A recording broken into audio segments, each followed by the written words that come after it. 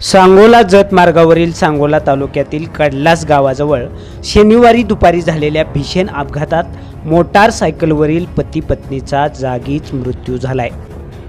Wrong साईडनं भरधाव वेगानं आलेल्या कंटेनरनं त्यांच्या दुचाकीला जोराची धडक दिल्यानं हा दुर्दैवी अपघात घडलाय। सागर भारत जाधव वय वर्षे 27 आणि सुजाता सागर जाधव वय वर्षे 24 राहणार वाकी शिवणे तालुका सांगोला अशी या अपघातात मृत्युमुखी पडलेल्या पती पत्नीची नावे आहेत। पोलिसांनी दिलेल्या माहितीनुसार शनिवार दिनांक 27 रोजी दुपारी सुमारे 2 वाजण्याच्या सुमारास इंदापूर विजापूर राज्य महामार्गावरील गायकवाड वस्ती बस स्टॉप जवळ कडलास गावच्या हद्दीत हा अपघात घडलाय।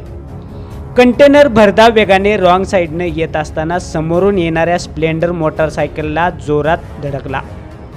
या अपघाताची तीव्रता इतकी भीषण होती की मोटारसायकलचा अक्षरशः चक्काचूर झालाय आणि सागर जाधव व त्यांच्या पत्नीचा जागीच मृत्यू झालाय। सागर जाधव हे मूळचे वाकी शिवणे तालुका सांगोला येथील रहिवासी असून ते जेसीबी चालक म्हणून काम करत होते। विवाहानंतर ते कडलास येथे वास्तव्यास होते। त्यांच्या पत्नी सुजाता या गर्भवती असल्याने दोघेही सांगोला येथील रुग्णालयात नियमित तपासणीसाठी मोटारसायकलवरून जात होते। मात्र मार्गातच झालेल्या भीषण अपघातानं त्यांच्या संसारावर काळाने घाला घातलाय। या हृदयद्रावक घटनेमुळे वाकी शिवणे कडलास आणि परिसरामध्ये शोककळा पसरली असून नातेवाईक व ग्रामस्थांमधून हळहळ व्यक्त केली जात आहे।